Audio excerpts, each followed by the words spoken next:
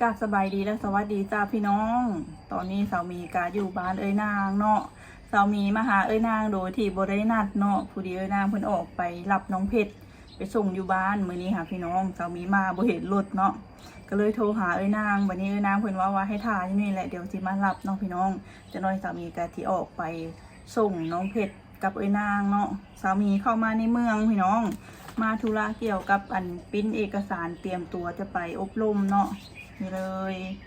อบรมวีซ่าอยู่ด้านหนองคายพี่น้องเรามีการเตรียมเอกสารครบเรียบร้อยแล้วเนาะ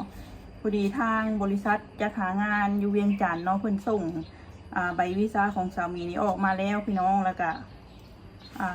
ใบตม.6อย่างนี้แหละเนาะเพิ่นก็ให้ไปปริ้นมาพี่น้องสามีก็ปริ้นมาแล้วเนาะแล้วก็เอกสารจากกรมแรงงานฝั่งไทยเนาะได้เอกสารครบแล้วพี่น้องวันนี้สามีก็สิเตรียมตัวไปอบรมเนาะสามีที่เดินทางไปมื้ออื่นนี่เลยพี่น้องสามีจะนั่งรถตู้นครพนมบึงกาฬเนาะแล้วก็ต่อไปหนองคายเนาะไปกะนอนคืนหนึ่งคือตอนนั้นเลยพี่น้องสามีกะหวังว่ารอบนี้กะจะสำเร็จลุล่วงไปได้ด้วยดีเนาะเพราะว่าสามีหันไปรอบหนึ่งแล้วเนาะพี่น้องรอบนั้นที่วีซ่าสามีบ่ผ่านอะไรเนาะรอบนี้สามีกามีความตั้งใจว่าอยากเฮ็ดให้มันแล้วเลยนะพี่น้องตอนนี้กาฟ้าครึ้มพี่น้องเลยมีผดังเนาะสามีว่าต้องมีฝนตกอยู่บนใดบนหนึ่งตอนนี้เนาะพี่น้องได้ยินเสียงฟ้าร้องบอกฟ้าโทฝนตกอยู่ทางท่าอุเทนแท้ๆพี่น้องได้ยินมาจากทางคุณเนาะสามีก็ปิดโหมดเครื่องบินแล้วเนาะสามีก็ย้านอยู่เลยพี่น้องยามฝนนะพี่น้องยุ่งหลายนี่ยุ่งอยู่บ้านนางนี่โตใหญ่ๆนี่พี่น้องพาน้องมิวออกมาอย่างเราเล่นแถวนอกนี่ทันถือแต่ยุ่งกัดพี่น้อง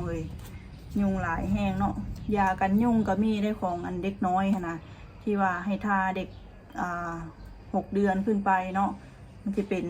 โลชั่นตะไคร้นะเนาะถ้าก็เอาบ่อยู่พี่น้องน้องมิวถึงยุงกัดคือเก่าเนาะแล้วพอดีนางเข้ามาพอดีเลยตอนนี้เนาะไปส่งน้องเพชรแล้วเรียบร้อยพี่น้องเฮากะเลยมาตลาดบ้านหอมเลย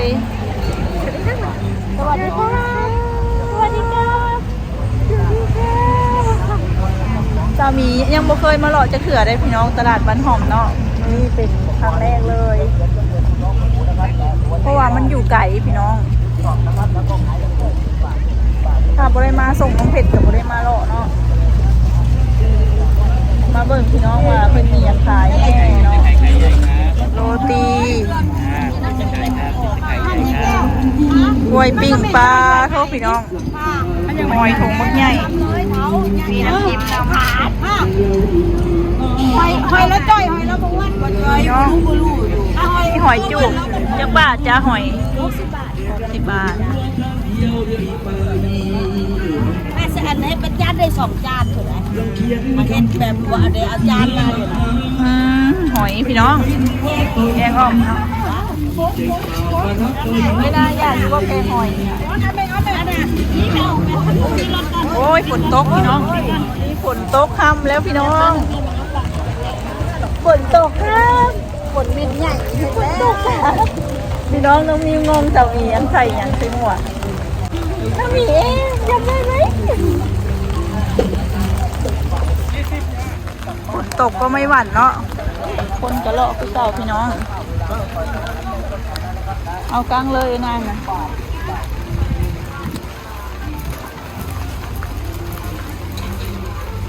หมู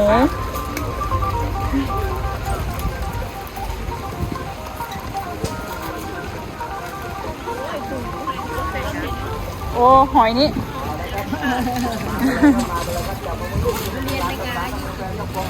ไปหอยถุงหนึ่งพี่น้องเอาไว้ไปแกงอ่อมใส่ไฟเลิศ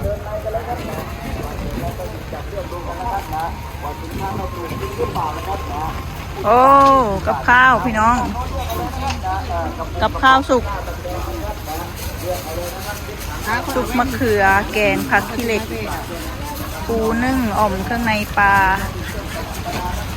อ่อมเครื่องในไก่โอ้ยหมกเครื่องในไก่ ครัวเรือนนะครับกับครัวเรือนนะครับนะของใช้กินประทานทั่วไปก็ได้ คนท มาครับมา10 บาท20 บาทนะจ๊ะ ำไก่หาดใหญ่ก็มาถึงนี่เลย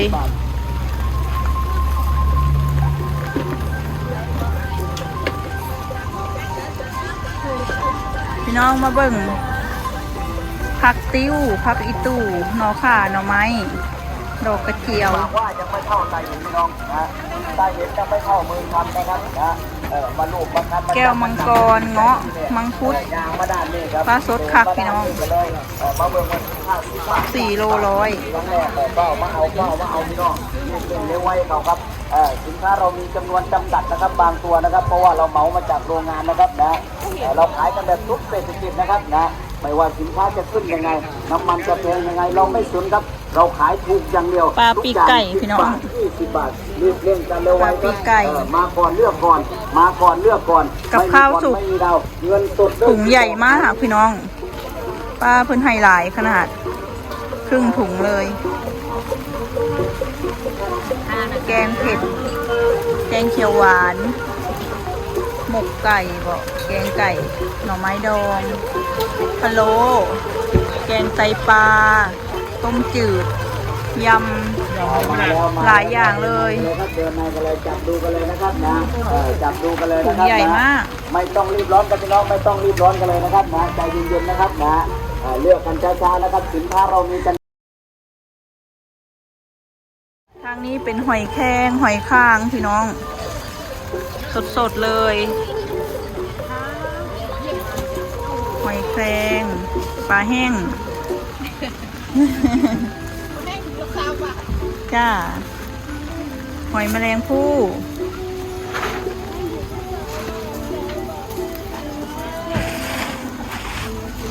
ฝนตกพี่น้องเอ้ยบ่คิดว่าฝนสิมาไวเนาะได้ยินเสียงหัน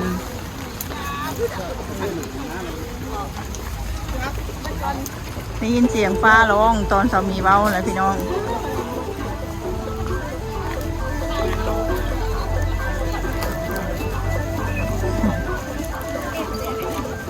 น้องมิวปวดเคินขนาดพี่น้องน้องมิวค่ะ มากันเลย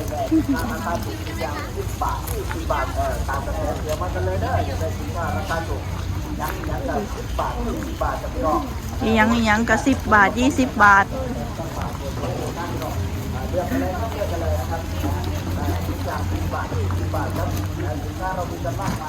บ่ได้หยังบ่เอ้ยนาง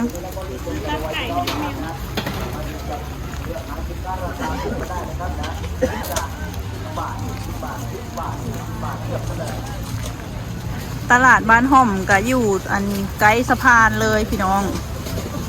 ตามีก็หามาเลาะครั้งแรกมื้อนี้แหละของขายเพิ่นก็บางเจ้าเพิ่นก็มาแต่อันท้ายเมืองเนาะไม่ว่าเพิ่นนั่นมีตลาดอยู่ไสเพิ่นก็ไปขายนะพี่น้องก็เลยเจอพ่อค้าแม่ค้าหน้าแบบหน้าเก่า ที่เราเคยเห็นไปนางสิซื้อตับไก่บ่ 9 บาทครับอันนั้น ไม่ละสาวย้ายฝั่งนาฝั่งซิปอยู่ฝั่ง ตับไก่ ซิปอยู่ที่จ้า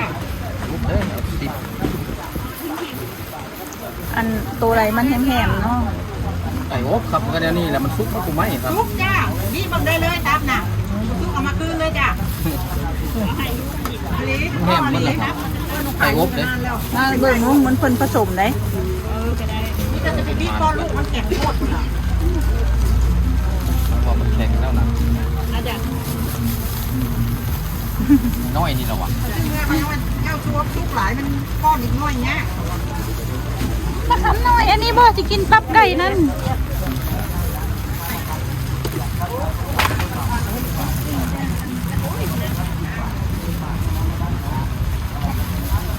จ้า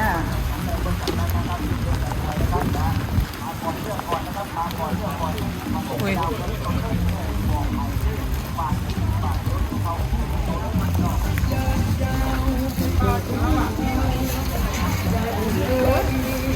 อาหารทะเลปลาหมึกกุ้ง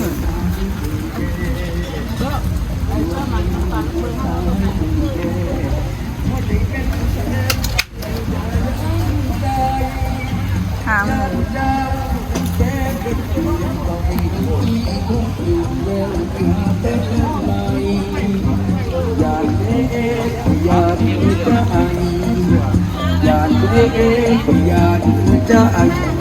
น้องมาใหม่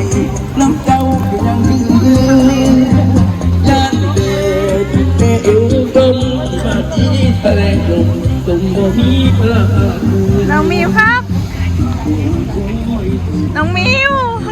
ฝนตกคำ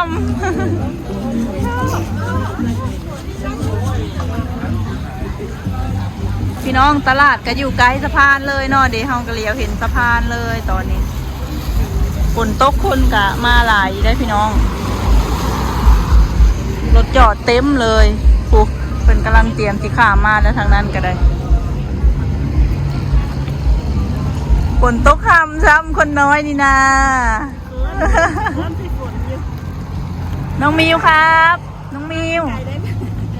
พี่น้องมาแต่ไก่ฝนกระโต๊ะคำเฮาพี่น้องเลยเรามีฮันไดหอยจูบกับปั่นไฟเลิศกับเบแกงอ้อมเนาะแล้วก็ตับไก่น้องมิว2 ไม้ไว้พี่น้องวันนี้เฮากับสิกับเลยได้พี่น้องฝนตกคำแล้วปะ